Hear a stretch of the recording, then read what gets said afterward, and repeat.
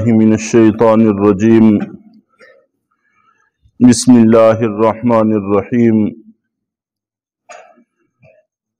گزشتہ درس میں عرض کیا تھا کہ مدینہ منورہ کے اندر سارا خاتون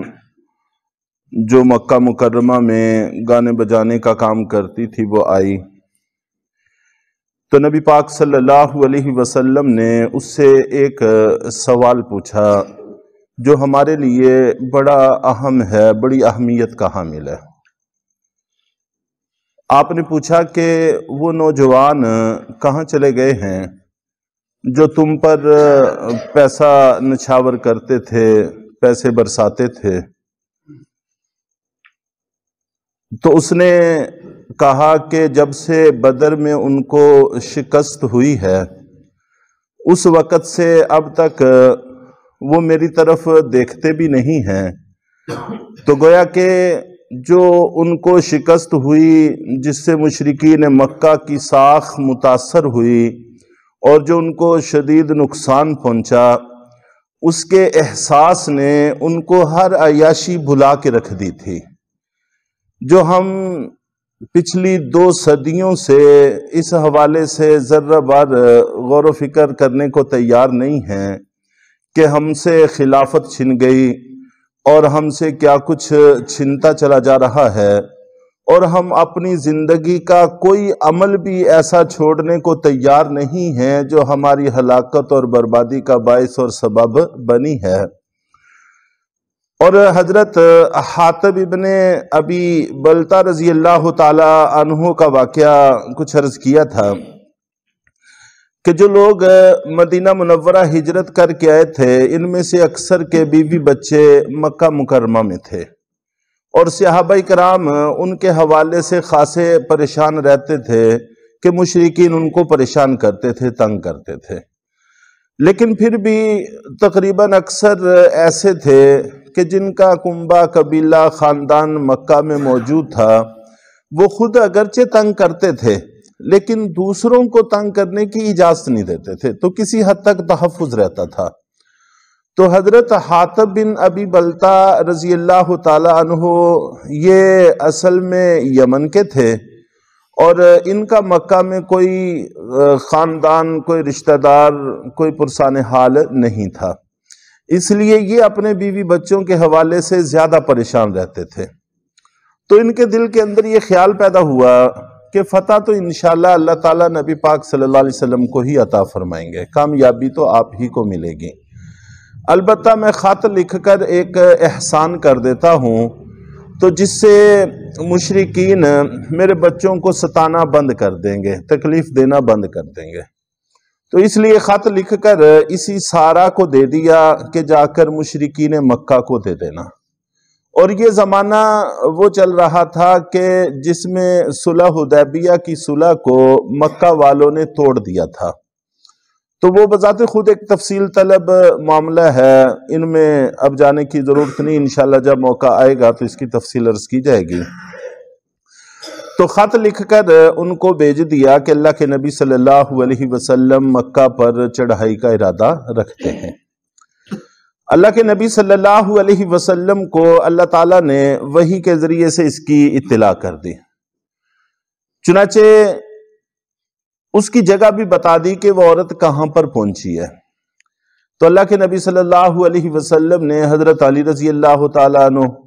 اور حضرت زبیر ابن عوام رضی اللہ تعالی عنہ اور حضرت ابو مرثد رضی اللہ تعالی عنہ کو بلایا اور ان کو کہا کہ گھوڑوں پر سوار ہو کر تیزی سے جاؤ، روضہ خاخ ایک مقام ہے، وہاں پر وہ عورت پہنچی ہے جس کے پاس خط ہے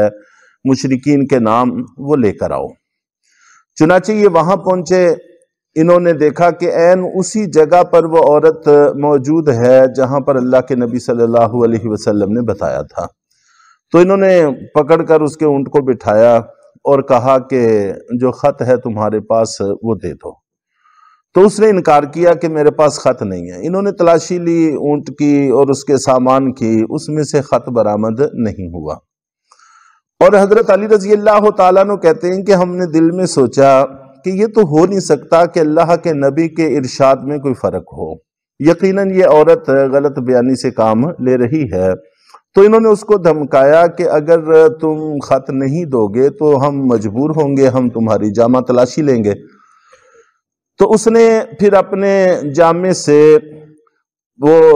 نکال کر خط دے دیا، تو یہ حضرات لے کر واپس آئے۔ تو اللہ کے نبی صلی اللہ علیہ وسلم کے پاس جب یہ خط پہنچا، حضرت عمر فاروق رضی اللہ تعالی عنہ نے کہا کہ اللہ کے رسول آپ مجھے اجازت دیں، میں اس کا سر قلم کروں حاطب بن ابی بلتا کا، جنہوں نے مسلمانوں کے ساتھ بھی، اللہ کے رسول کے ساتھ بھی اور اللہ کے ساتھ بھی غداری کی ہے۔ تو اللہ کے نبی صلی اللہ علیہ وسلم نے ان کو روکا اور ان سے پوچھا کہ تم نے ایسا کیوں کیا؟ اس سے یہ درس ملتا ہے کہ متاحتوں سے اگر کوئی غلطی ہو جائے، وہ اگرچہ ظاہری اعتبار سے جتنی بھی بڑی غلطی ہو، بغیر ان سے اس کی تفصیل معلوم کیے سزا نہیں دینی چاہیے، فوراً اپنے سے باہر ہو کر کوئی بڑا فیصلہ نہیں کرنا چاہیے۔ چنانچہ اللہ کے نبی صلی اللہ علیہ وسلم نے پوچھا کہ تم نے ایسا کیوں کیا؟ تو انہوں نے بتا دی ساری وجہ جو میں نے پہلے بھی عرض کر دی ہے۔ تو اللہ کے نبی صلی اللہ علیہ وسلم نے فرمایا کہ حاطب سچ کہتے ہیں۔ حضرت عمر رضی اللہ تعالیٰ نے پھر عرض کیا کہ اللہ کے رسول اجازت دیں کہ میں ان کو قتل کروں۔ تو پھر اللہ کے نبی صلی اللہ علیہ وسلم نے فرمایا کہ کیا یہ بدر میں شامل نہیں تھے؟ کیا بدر کے سارے لوگوں کی اللہ تعالیٰ نے مغفرت نہیں کر دی تھی؟ تو اس پر حضرت عمر رضی اللہ تعالیٰ عنہ رونے لگ گئے اور عرض کیا کہ اللہ اور اس کے رسول ہی بہتر جانتے ہیں۔ چنانچہ ان کو کسی طرح کی کوئی سزا نہیں دی گئی، یہاں تک ان کا معاملہ تھا صحابی رسول جب بھی ان سے کبھی کوئی خطا کوئی غلطی ہوئی ہے تو اللہ کے نبی نے ان کی مغفرت کی ضمانت دی ہے اور اللہ تعالیٰ نے مغفرت کا اعلان کر دیا ہے، اس لیے بعد میں ان پر تو کسی طرح کا کوئی لفظ کہنا ممکن نہیں رہتا۔ البتہ جو قرآن پاک کی آیات نازل ہوئیں اس موقع پر وہ ہمارے لیے اہم ہیں۔ اصل میں انہی آیات کا تذکرہ مقصود تھا کہ اے ایمان والو، تم میرے دشمنوں کو اور اپنے دشمنوں کو دوست نہ بنایا کرو اور نہ ہی ان کی طرف محبت کے پیغام بھیجا کرو۔ اور آگے فرمایا کہ وَمَن يَفْعَلْهُ مِنْكُمْ فَقَدْ ضَلَّ سَوَاءَ السَّبِيلِ، جو بھی تم میں سے ایسا کرے گا، چاہے کسی بھی خطے سے اس کا تعلق ہو، کوئی بھی ایسا کرے گا، کوئی بھی مقدس نہیں ہے، اعمال کے ساتھ ہی ہر شخص مقدس ہوتا ہے، جو بھی ایسا کرے گا وہ سیدھے راستے سے گمراہ ہو گیا۔ اور پھر میں نے عرض کیا تھا کہ قرآن پاک میں جگہ جگہ اس طرح کی آیات موجود ہیں، اور آگے فرمایا ایک موقع پر کہ یا ایھا الذین آمنوا لا تتخذوا الیہود والنصارى اولیاء، کہ اے ایمان والو تم یہود و نصارہ کو دوست نہ سمجھو، کہ بعضهم اولیاء بعض، کہ یہ ایک دوسرے کے دوست ہیں، تمہارے کبھی بھی دوست نہیں ہو سکتے۔ وَمَن يَتَوَلَّهُم مِّنكُمْ فَإِنَّهُ مِنْهُمْ، کہ جو بھی ان سے دوستی کا تعلق قائم کرے گا اس کا شمار اللہ کی نظر میں انہی کے اندر ہوگا۔ یہ بہت بڑی دھمکی ہے ایک مسلمان کے لیے۔ اور ایک موقع پر اس سے بھی زیادہ صاف ستھرے لفظوں میں فرمایا کہ لا تجد قوم یؤمنون باللہ والیوم الآخر یوادون من حاد اللہ ورسولہ ولو كانوا آباءهم او ابناءهم او اخوانهم او عشیرتهم، کہ یہ کہا گیا ہے کہ تم کبھی بھی ایسی قوم نہیں پاؤ گے جو اللہ پر آخرت کے دن پر ایمان رکھتی ہو اور وہ کفار کے ساتھ کسی طرح کا دوستی کا تعلق رکھے، اور ایسے کافروں کے ساتھ جو اللہ اور اللہ کے رسول کے مخالف ہیں، اگرچہ وہ کافر تمہارے آبا و اجداد ہوں، تمہاری اولاد ہو، تمہارے بھائی ہوں، تمہارے قبیلے کے لوگ ہوں، تمہارے خاندان کے لوگ ہوں، گویا کہ ہمارا خونی ناتا رشتہ بھی کفار کے ساتھ قلبی اور دلی محبت قائم کرنے کی اجازت نہیں دیتا۔ اللہ تعالیٰ اس کی اجازت نہیں دیتے، اس سے گریز کرنے کی کوشش کرنی چاہیے۔ تو اس کے بعد دوسری نوعیت کا تعلق کہ ان کے ساتھ خندہ پیشانی سے پیش آنا، تجارت کے حوالے سے انشاءاللہ کچھ باتیں عرض کی جائیں گی، تو اللہ تعالی ہمیں حق بات سمجھ کر صحیح راہ پر چلنے کی توفیق عطا فرمائے۔